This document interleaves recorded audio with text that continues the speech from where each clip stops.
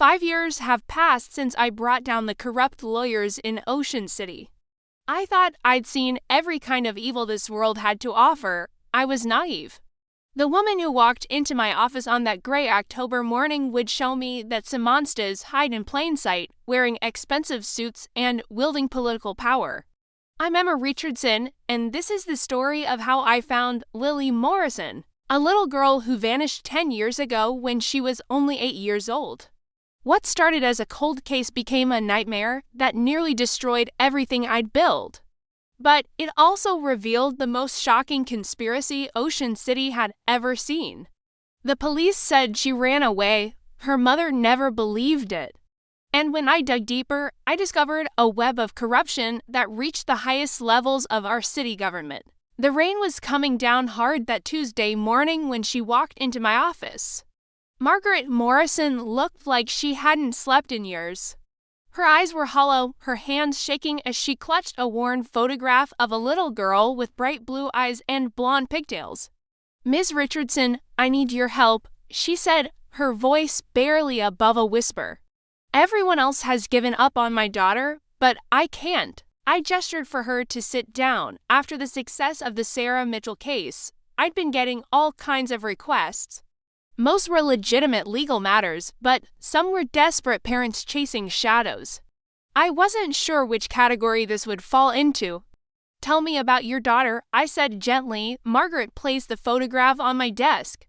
"This is Lily. She was 8 when she disappeared. That was 10 years ago." Her voice cracked. "The police said she ran away, but Lily would never do that. She was afraid of the dark, afraid of being alone.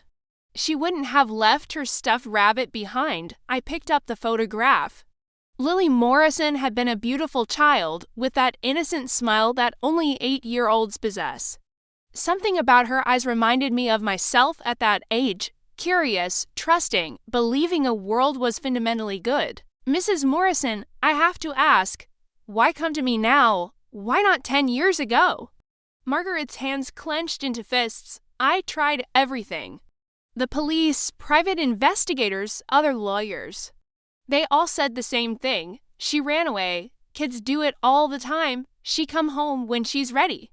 But she never did, and now ... She took a shaky breath. "Now I'm dying. I'm sorry to hear that. Cancer. The doctors say I have maybe 6 months. I can't die without knowing what happened to my baby." Tears streamed down her face. "Please, Ms. Richardson, you're my last hope." I studied the photograph again. 10 years was a long time. Evidence would be degraded or lost. Witnesses would have moved away or forgotten crucial details. The trail would be ice cold. "Mrs. Morrison, I need to be honest with you.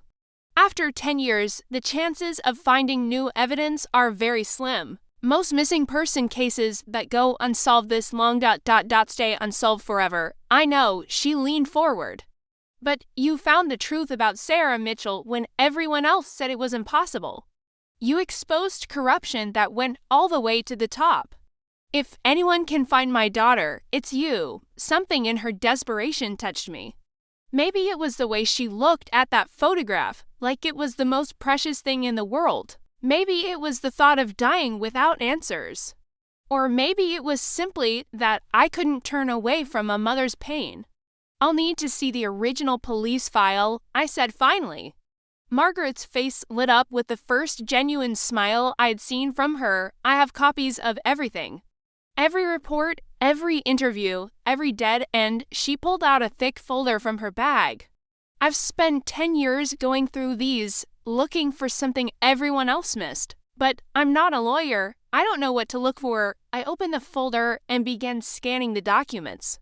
The initial police report was dated October 15, 2013. Lily Morrison, age 8, reported missing by her mother after failing to return home from school.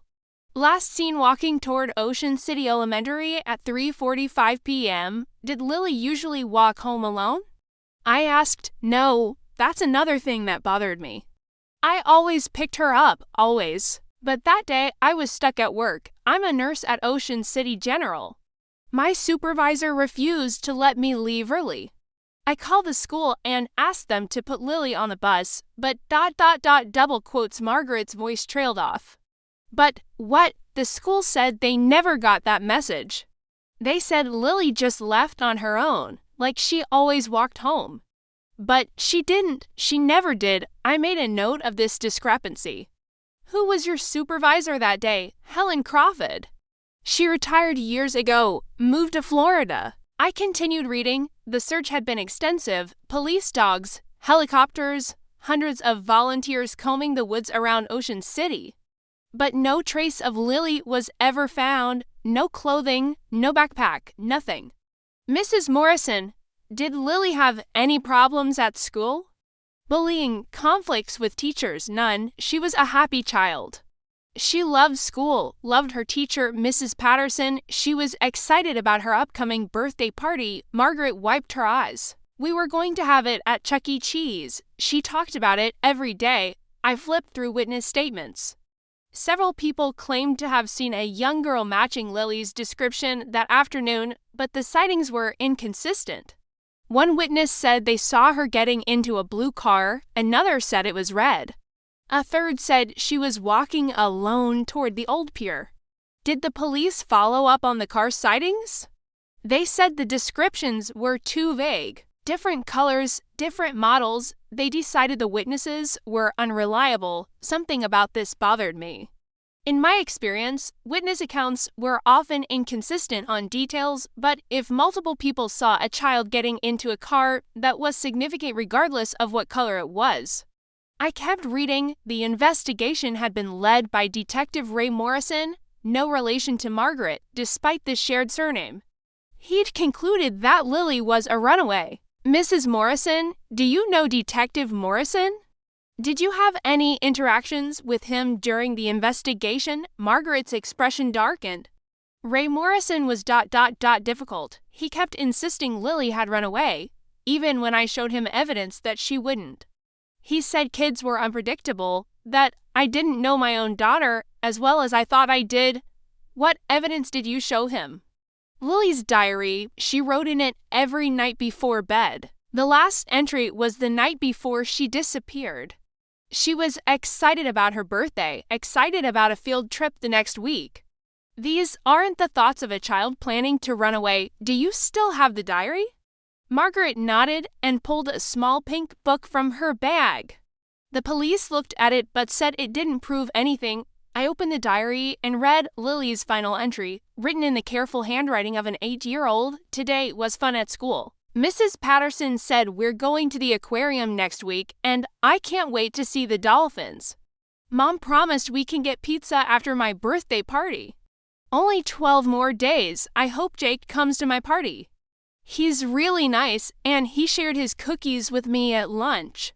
I'm going to wear my new dress that Grandma bought me. I can't wait. These were not the words of a child planning to disappear. They were the words of a happy, excited little girl looking forward to her future. Did the police interview this Jake Stevens? His family moved away about a year after Lily disappeared. The police talked to him briefly, but he was only 8 They didn't think he knew anything useful. I made another note. Mrs. Morrison, I'm going to take your case. But I need you to understand that this might dredge up painful memories. And if I find something the police missed, it might not be the answer you want to hear. Margaret gripped my hand with surprising strength. I just need to know the truth, whatever it is. After Margaret left, I sat in my office staring at Lily's photograph. 10 years old now, she would be 18, legally an adult. If she was still alive, she might not even remember her original name or family. My assistant Grace knocked on my door. Emma, your 2:00 appointment is here. Cancel it, I said. I need to make some phone calls. My first call was to the Ocean City Police Department. I asked to speak with Detective Ray Morrison, but was told he'd retired 5 years earlier and moved to Arizona. His replacement, Detective Sarah Kim, agreed to meet with me the next day to discuss the case. My second call was to Ocean City Elementary School.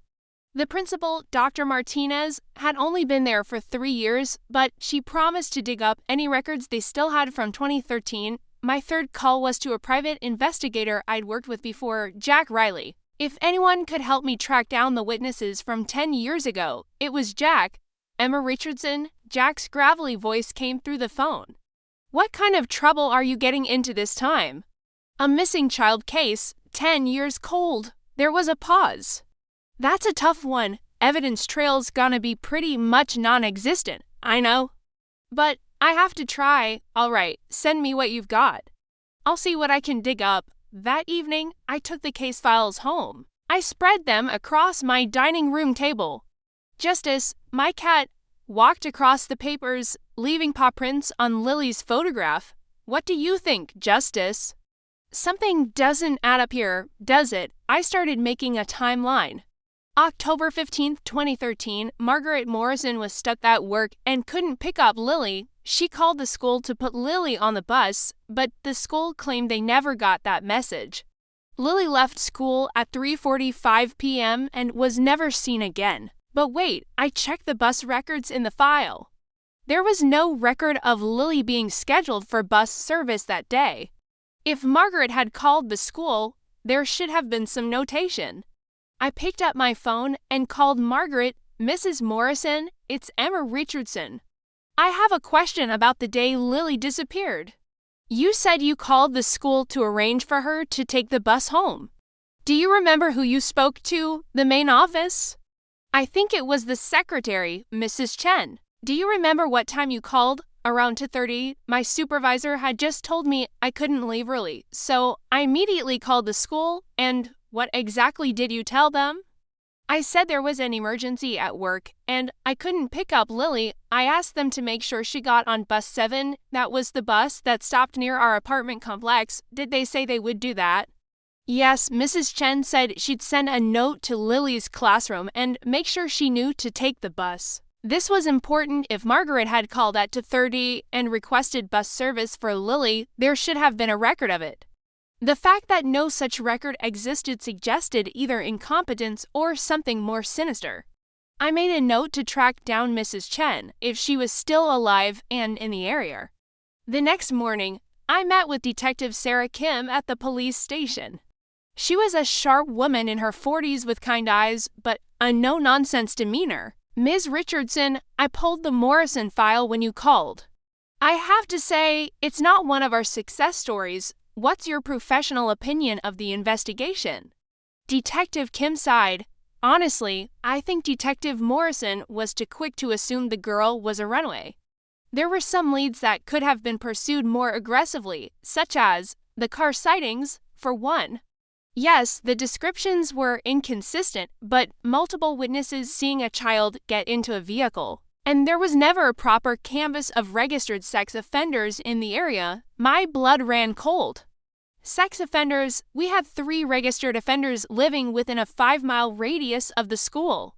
Standard procedure would be to interview all of them and verify their whereabouts during the time window.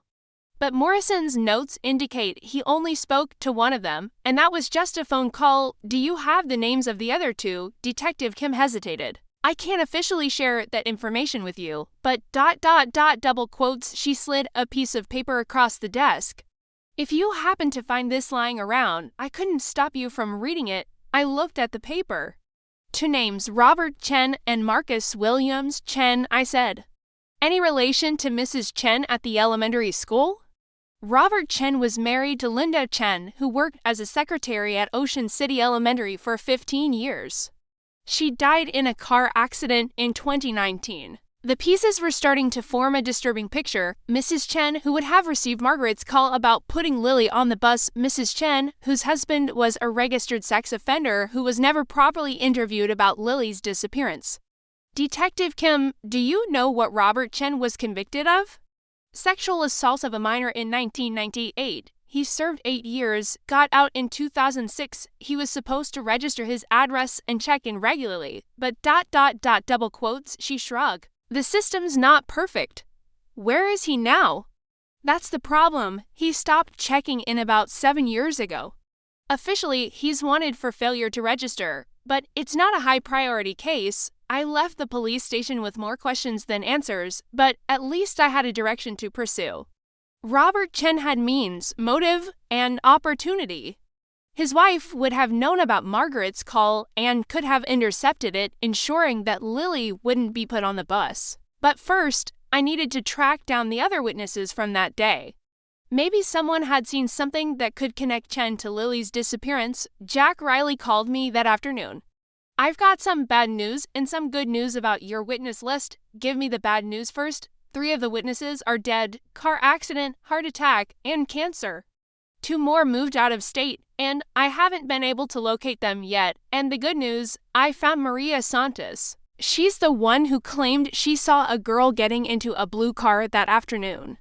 She still lives in Ocean City, works at the grocery store on Main Street. Did you talk to her?" "Briefly, she's willing to meet with you, but she seemed nervous about it. Like she was scared of something that afternoon. I drove to the grocery store where Maria Santos worked. She was a small woman in her 50s with graying hair and worried eyes. When I introduced myself and mentioned Lily Morrison, her face went pale. I told the police everything I knew 10 years ago. She said quickly, 'Mrs. Santos, I'm just trying to understand exactly what you saw that day. Can you walk me through it?' She looked around nervously, as if afraid someone might be listening. I was walking home from the bus stop. I worked late shift at the hospital back then. I saw a little girl walking by herself, which was unusual for that neighborhood. Can you describe the girl? Blonde hair in pigtails, blue backpack, pink jacket. She looked like the picture they showed on the news. And then what happened? A car pulled up next to her, blue sedan, I think. The driver said something to her, and she got in. Did you see the driver?" Maria's hands were shaking now. I told the police I didn't get a good look. "But you did see something, didn't you?" She was quiet for a long moment. "Ms. Richardson, there are some things that are better left alone. Some people in this town, they don't like it when you ask too many questions. Mrs. Santos, a little girl's life is at stake. If you know something, double quotes, that little girl is probably dead," she whispered harshly, "has been for 10 years. And if you keep digging into this, you might end up the same way." Before I could respond, she hurried away, leaving me standing in the grocery aisle with more questions than ever. That evening, I sat in my office late into the night, going through the files again. Maria Santos was scared, that much was clear, but scared of what? Or whom? I was so absorbed in the documents that I didn't hear the footsteps in the hallway until they were right outside my door. It was nearly midnight. The building should have been empty. I quietly reached for my phone, ready to call 911, when I heard a key in the lock. The door opened and Jack Riley stepped inside. "Geez, Jack, you scared me to death. How did you get a key? Building security gave it to me." I told them I was working late on your case. He looked serious. "Emma, we need to talk. What did you find?" "It's what found me, that's the problem." He sat down heavily in the chair across from my desk. "I've been asking around about Robert Chen, trying to track him down. Turns out, some very powerful people don't want him found." "What do you mean?" "I mean, I got a visit today from Vincent Marconi." My blood turned to ice. Vincent the Shark Marconi was Ocean City's most notorious crime boss. I'd heard rumors about him for years. "What did Marconi want?" "He wanted me to give you a message. Drop the Morrison case. Walk away. Forget you ever heard the name Lily Morrison. And if I don't?" Jack's expression was grim. He didn't spell it out, but the implication was clear. Bad things happen to people who don't listen to his advice. I leaned back in my chair, trying to process this information. Why would a crime boss be interested in a missing child case unless ... Jack, what if this isn't just about a pedophile taking a child? Like what? I don't know yet, but people like Marconi don't get involved in cases like this unless there's serious money or serious secrets at stake. Jack stood up to leave. "Emma, I've worked with you before. I know you don't back down from a fight, but this is different. Marconi isn't someone you can outsmart in a courtroom. He's someone who makes problems disappear permanently." After Jack left, I sat alone in my office, staring at Lily's photograph. A little girl with bright blue eyes and pigtails. She deserved justice, regardless of how dangerous it might be to seek it. I locked the files in my safe and headed home, but I couldn't shake the feeling that I was being watched. Every car behind me seemed suspicious. Every shadow could be hiding a threat. When I got to my apartment, Justice was waiting. By the door, meowing frantically. Something was wrong. I opened the door cautiously and immediately saw it. My living room had been ransacked. Furniture overturned, papers scattered, cushions slashed, but Justice was unharmed, and that's what mattered most. Whoever had done this was sending a message. We can get to you anytime we want. I called the police, but I knew they wouldn't find anything useful. This was the work of professionals. As I waited for the officers to arrive, I made a decision. I wasn't going to be intimidated. Lily Morrison deserved the truth, and I was going to find it, no matter what the cost. The next morning, I got a call from Dr. Martinez at Ocean City Elementary. She'd found something in the old records that might be important. Ms. Richardson, I've been going through our files from 2013. I found the daily attendance records for October 15. According to our records, Lily Morrison was marked absent that day, absent. But her mother said she went to school. That's what's strange. The absence was called in at 8:30 that morning by someone claiming to be her mother, but you said Mrs. Morrison was at work and didn't call in. Do you have any record of who took that call? It would have been whoever was working the front desk that morning. Let me check. I heard papers rustling. It was Linda Chen. Linda Chen again. The wife of Robert Chen, the registered sex offender who'd never been properly investigated. The woman who would later claim she never received Margaret's call about putting Lily on the bus. Dr. Martinez, is there any way to verify who actually made that 8:30 call? Not after all these years, but Ms. Richardson, there's something else. I found Lily's locker assignment from that year. After she disappeared, the police never searched it. Why not? I don't know. Maybe they assumed there wouldn't be anything important in a third grader's locker, but we've never reassigned it. Everything's still there, exactly as she left it. An hour later, I was standing in the hallway of Ocean City Elementary, looking at locker number 47. Dr. Martinez had to cut the combination lock. After 10 years, no one remembered Lily's combination. Inside the small metal space, I found what looked like the normal contents of an 8-year-old's locker. A jacket, some crayons, a half-finished homework assignment. But tucked behind her math book, I found something that made my heart race. A note, written in a child's handwriting. Mrs. Chen said she has a surprise for me after school today. She said not to tell Mommy because it's a secret surprise party. Linda Chen had lured Lily away from school with the promise of a surprise party. This wasn't a random abduction. It was planned and deliberate. I immediately called Detective Kim and told her about the note. She agreed to meet me at the school to examine the evidence. This changes everything, she said after reading the note. This proves Linda Chen was involved in Lily's disappearance. The question is, was she working alone or with her husband? And whether this goes deeper than just the Chens, I added, thinking about Marconi's warning. What do you mean? I told her about the break-in at my apartment. Detective Kim's expression grew increasingly serious. Ms. Richardson, if Marconi is involved in this, you're in real danger. Maybe we should turn this over to the FBI. Not yet. We don't have enough evidence to prove a federal case. And if we move too fast, anyone else involved will disappear or destroy evidence. So what do you want to do? I want to find Robert Chen if he's still alive. He might be the key to everything. Over the next few days, Jack and I worked together to track down Robert Chen's last known associates. It wasn't easy. Most people who knew him were either dead, in prison, or too scared to talk. But we finally got a break from an unexpected source. Marcus Williams, the other registered sex offender who lived near the school in 2013, agreed to meet with us. He was now in his 60s, living in a halfway house on the outskirts of town. I remember when that little girl went missing, he said when we met at a diner downtown. Cops came around asking questions, but they barely talked to me. Do you know Robert Chen personally? We were both in the same support group for a while. Court-mandated therapy for sex offenders. Chen was different from the rest of us. How so? Most of us were ashamed of what we'd done. We were trying to get better, trying to make sure we never hurt anyone again. But Chen talked about his victims like they were objects. Like they meant nothing?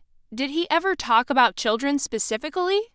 Marcus shifted uncomfortably. He had a thing for little girls. We were trying to get better, trying to make sure we never hurt anyone again. But Chen talked about his victims like they were objects. Like they meant nothing? Did he ever talk about children specifically? Marcus shifted uncomfortably. He had a thing for little girls. Blonde hair, blue eyes. He showed us pictures once, magazine cutouts of child models. Said they were his type. Lily Morrison fit that description perfectly. Mr. Williams, do you know where Robert Chen is now? Last I heard, he was working for Vincent Marconi, doing odd jobs, security work. Chen always said Marconi protected people like us. As long as we were useful to them, the connection to Marconi was becoming clearer. If Chen worked for him, that would explain why the crime boss didn't want the case investigated. What kind of work did Chen do for Marconi? I don't know specifics, but there were rumors. People said Marconi had a side business in addition to his usual operations. Something involving kids. What kind of business? Marcus looked around nervously, then leaned closer. Adoption services, off the books. Rich people who couldn't adopt through normal channels, or who wanted kids with specific characteristics. The implication hit me like a physical blow. They weren't just talking about murder, they were talking about trafficking children. Mr. Williams, are you saying you think Lily Morrison was taken for an illegal adoption ring? I'm saying Chen worked for Marconi, and Marconi was in the business of providing things people wanted, no matter how they had to get them. After we left the diner, Jack and I sat in his car trying to process what we'd learned. Emma, if this is true, if Marconi is running a child trafficking operation, this is way bigger than either of us can handle, but it means Lily might still be alive somewhere. It also means she's been living with people who bought her like a piece of property for the last 10 years. I thought about the implications. If Lily was still alive, she would be 18 now, legally an adult. But she might not even remember her real name or family. She might believe that her kidnappers were her real parents. Jack, we need to find Chen. He's the only one who can tell us what really happened to Lily, and if we find him, then what? You think he's just going to confess? Maybe not willingly, but there are ways to make people talk. That evening, I got a call from Margaret Morrison. She sounded weaker than when I'd first met her, and I could hear the strain in her voice. Ms. Richardson, I wanted to check. On the case, have you found anything? I hesitated. I found evidence that suggested her daughter might still be alive, but I also had evidence that pointed to a criminal conspiracy that could put both of us in danger. Mrs. Morrison, I've uncovered some new leads, but I need to ask you something important. If I found evidence that Lily was taken by people who sold her to another family, would you want me to pursue that? Even if it meant she might not remember you or want to come home. There was a long silence. Ms. Richardson, I just want to know that my baby is safe and happy somewhere. If she's with people who love her and treat her well, that would be enough for me. But if she's in danger, or if she's being hurt, I understand. Mrs. Morrison, I need you to be very careful for the next few weeks. Don't answer your door for strangers. Don't go out alone at night. There are people who don't want this case solved. Are you in danger too? Possibly. But I'm not going to stop looking for answers. Thank you, she whispered. You're the first person in 10 years who's given me hope. After I hung up, I realized I was committed now. Regardless of the danger, I had to see this through to the end. The next day, Jack called with news. I think I found Chen. He's living in a cabin about 20 miles outside town. Off the grid, no utilities in his name, but a reliable source saw him there last week. Are you sure it's him? 90% sure. Same height, same build, and he's got the scar on his left hand that was in his prison records. I want to confront him. Emma, that's not safe. If he's really involved in trafficking children, he won't hesitate to kill you to protect himself. Then what do you suggest? We call Detective Kim. Set up surveillance, build a case, arrest him properly, and give everyone else involved time to disappear or destroy evidence. No, I'm going to talk to him. Not alone, you're not. The next morning, Jack and I drove out to the cabin where Robert Chen was supposedly living. It was a rundown structure in the middle of nowhere, surrounded by thick woods and accessible only by a dirt road. There's his car, Jack said, pointing to an old sedan parked behind the cabin. We approached carefully, with Jack carrying a gun. I knocked on the door. Mr. Chen, my name is Emma Richardson. I'd like to talk to you about Lily Morrison. The door opened to reveal a thin man in his 50s with hollow eyes and graying hair. He looked exactly like the mug shot from his arrest record. I don't know anyone by that name, he said, but his voice was shaking. I think you do. I think you and your wife took her from Ocean City Elementary 10 years ago. Chen tried to close the door, but Jack stepped forward and blocked it. We just want to talk, Mr. Chen. We want to know what happened to Lily. My wife is dead, Chen said bitterly. Car accident 5 years ago. She took her secrets with her, but you're still alive. And you can still tell us the truth. Chen looked back and forth between us, then seemed to deflate. You don't understand. If I talk, they'll kill me. Who will kill you? Marconi's people. You think this was my idea? You think I wanted to take some kid? Chen laughed bitterly. I was just following orders. What orders? What did you do with Lily? Chen was quiet for a long moment, then seemed to make a decision. Come inside. But if anyone followed you here, we're all dead. Inside the cabin, Chen poured himself a large glass of whiskey before continuing. Linda worked at the school. She had access to student records, knew which kids fit the profile that Marconi's clients wanted. What profile? Young, white, blonde, blue eyes, no father in the picture, working mother who couldn't afford private school. Kids who wouldn't be missed too much, or whose disappearance could be explained away. Lily Morrison fits that profile perfectly. Linda had been watching her for months, waiting for the right opportunity. Chen took another drink. The day it happened, Linda called in the absence for Lily, making sure no one would miss her at school. Then she told the kid about a surprise party, got her to come willingly. Where did you take her? To a safe house downtown, just for one night. The next day, she was handed over to her new parents. Who were the parents? I never knew their real names. Marconi handled all that. But they paid $200,000 for her. The number staggered me.